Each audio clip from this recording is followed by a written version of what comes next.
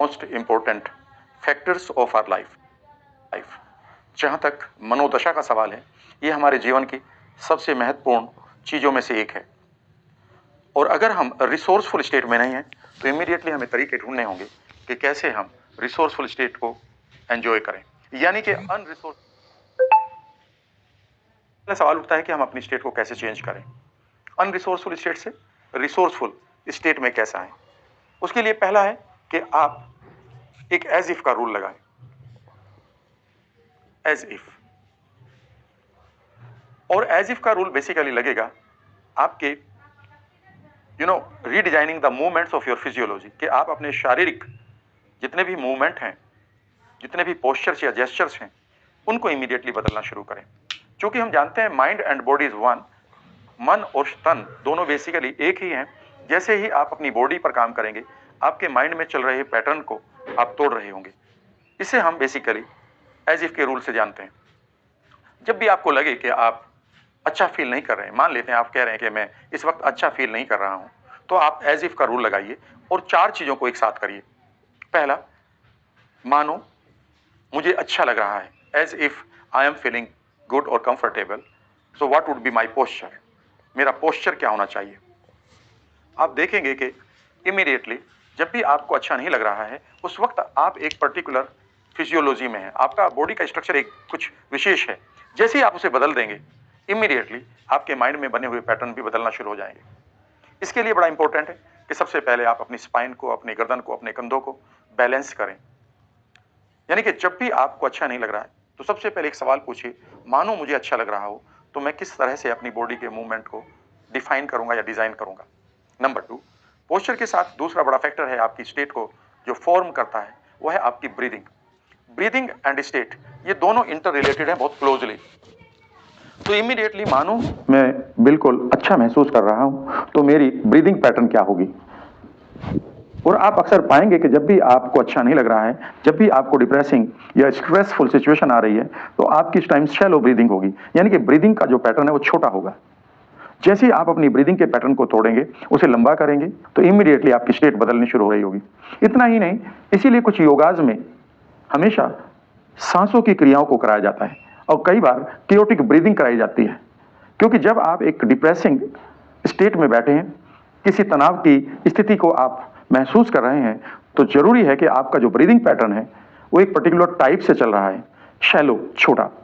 जैसे ही आप इमीडिएटली एक तेजी से सांसों को लेना शुरू कर देते हैं या लंबा सांस लेना शुरू कर देते हैं या कियोटिंग, यानी कि आप कॉन्शियसली अपनी सांसों को बदलकर उसे बड़ी तेजी से आगे पीछे कर रहे हैं, तो इमीडिएटली आपकी स्टेट ऑफ माइंड बदल रही होगी। दूसरा काम है कि आप अपनी ब्रीदिंग पैटर्न को बदलना शुरू करें। तीसरा है कि जो भी आपके मन में होता है, what ever goes in your mind, it is always visible on your face.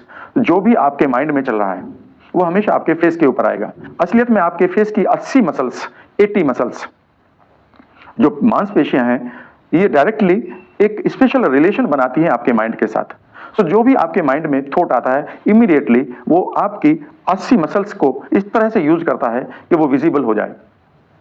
इसीलिए कहा जाता है कि चेहरे के भाव बहुत इंपॉर्टेंट होते हैं।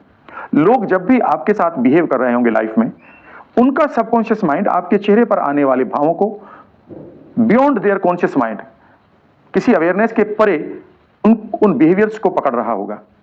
इसलिए जरूरी है कि इमीडिएटली अगर आप अच्छी स्टेट चाहते हैं, तो अगर आप अपने माइंड के पैटर्न को नहीं बदल पा रहे हैं, तो इमीडिएटली अपने फेशियल एक्सप्रेशन को बदलना शुरू कर दीजिएगा।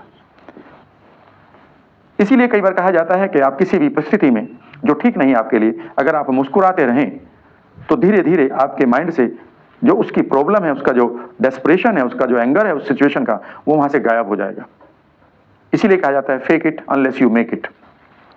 और चौथी चीज है वो है आपकी इंटरनल वॉइस, कि जब भी आप ये महसूस करें कि you are not feeling good, immediately आप अपनी इंटरनल वॉइस को बदलें।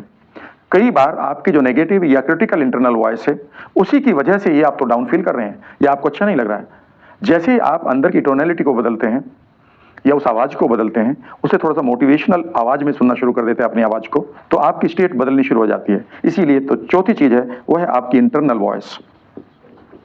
इन चारों चीजों का आप यूज करिए और ये आप खुद के साथ प्रैक्टिस करिए और अपने कोलीग के साथ प्रैक्टिस करिए। मान लेते हैं आपका कोलीग कह रहा है कि इस सिचुएशन में मुझे नहीं पता कि मैं क्या करूं, तो इमीडिएटली उससे कहिए, मानो आपको पता हो, मानो।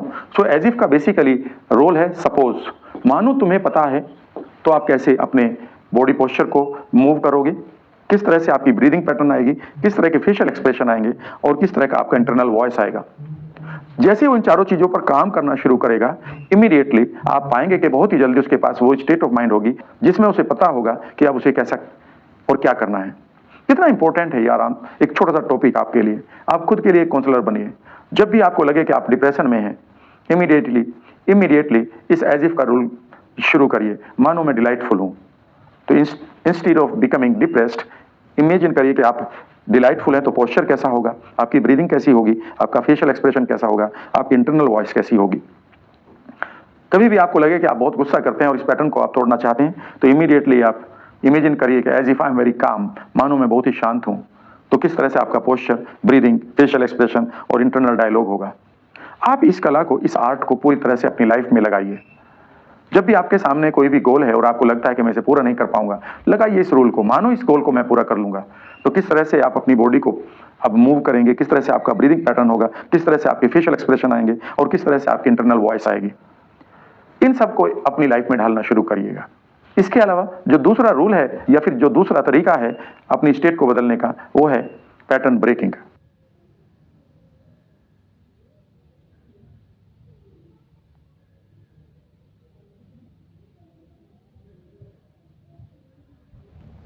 के शिकार होकर वहां खाने भी चले जाते हैं, जबकि आपको शारीरिक भूख नहीं है, सिर्फ एक इमोशनल भूख पैदा हुई है, और उसी भूख की वजह से हम अपना वेट बढ़ा लेते हैं। तो उस समय कोई पैटर्न ब्रेकिंग आपके पास हो कि आप खुद के अंदर ही जोर से चिल्लाएं, नो इट कांट बी, और टेल योरसेल्फ समथिंग जो आपको मोटिवेट होना शुरू हो।